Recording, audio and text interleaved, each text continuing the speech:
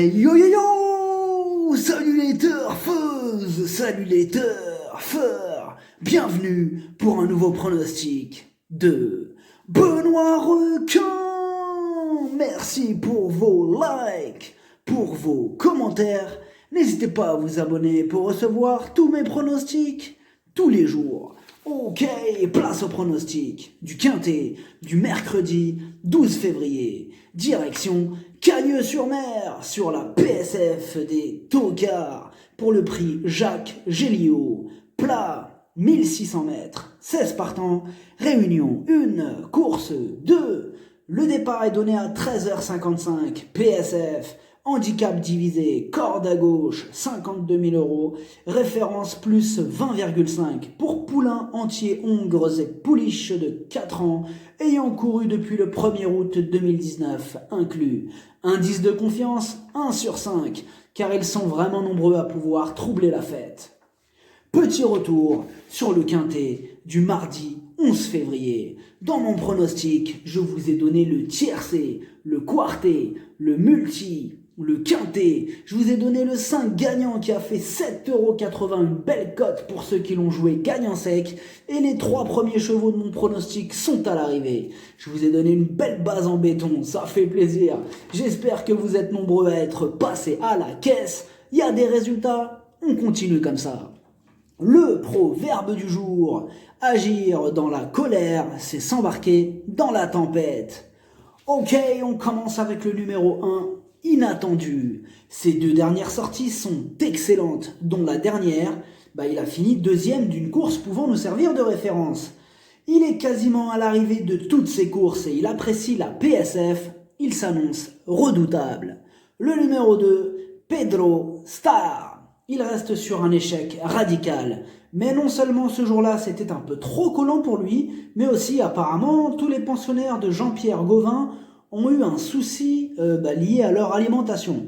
Bon, maintenant c'est bon, tout est rentré dans l'ordre. Il est prêt à prendre sa revanche avec Pierre-Charles Boudot sur le dos.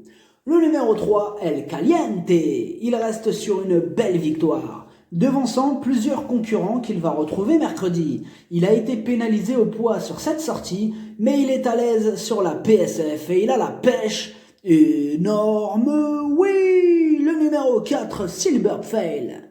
Elle est archi régulière et elle est dans sa catégorie. Seule ombre au tableau, c'est une attentiste. Donc, tout sera une question de parcours, mais gare à elle si la course est rythmée, car elle peut faire mal. Le numéro 5, 1000 sabords. Sa marge se réduit dans cette épreuve, et la régularité ne fait pas partie de ses qualités. Comme d'habitude avec lui, ce sera tout ou rien. Le numéro 6, The Chosen One. Ses 6 dernières courses, une seule fois à l'arrivée. Bon, lui aussi n'est vraiment pas un modèle de régularité, on est d'accord. C'est loin d'être une impossibilité aussi. Mais comme il ne répète jamais, difficile d'être super chaud à son sujet. Le numéro 7, Kadda.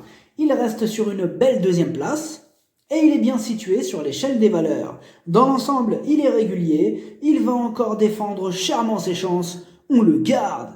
Le numéro 8, Issinjo. Mieux vaut ne pas le condamner trop vite sur ses 2 derniers échecs, car il a déjà fait ses preuves à ce niveau de compétition. Il va tenter de profiter de ce quintet pour prendre sa revanche. Le numéro 9, The Live Freedom. Il passe un test sur la piste en sable fibré et le niveau semble un peu trop relevé pour ses réelles aptitudes. Il lui faudrait un parcours en or pour espérer accrocher une place. Le numéro 10, Bob the King. 2 victoires au niveau réclamé et 2 quatrièmes places au niveau handicap. Pour lui aussi, tout sera une question de parcours, mais c'est une surprise possible, donc méfiance. Le numéro 11, Stone Town. Il a une préférence pour les pistes en herbe et il ne répète pas toujours ses bonnes sorties, mais c'est le genre de cheval qui arrive souvent quand personne ne l'a joué, quitte ou double. Le numéro 12, The Last Spirit. Il vient encore de repousser ses limites, comme en atteste sa récente victoire. Cette fois-ci, sa marge se réduit, mais c'est la PSF et on sait que sur cette surface, les outsiders sont rois. Le numéro 13, Synchrone. C'est une rentrée, pas revue depuis le mois de novembre. Mais attention, elle a du travail dans les jambes. Elle est quasiment à l'arrivée de toutes ses courses Elle va tenter de troubler la fête à belle cote. Joli coup de poker à tenter.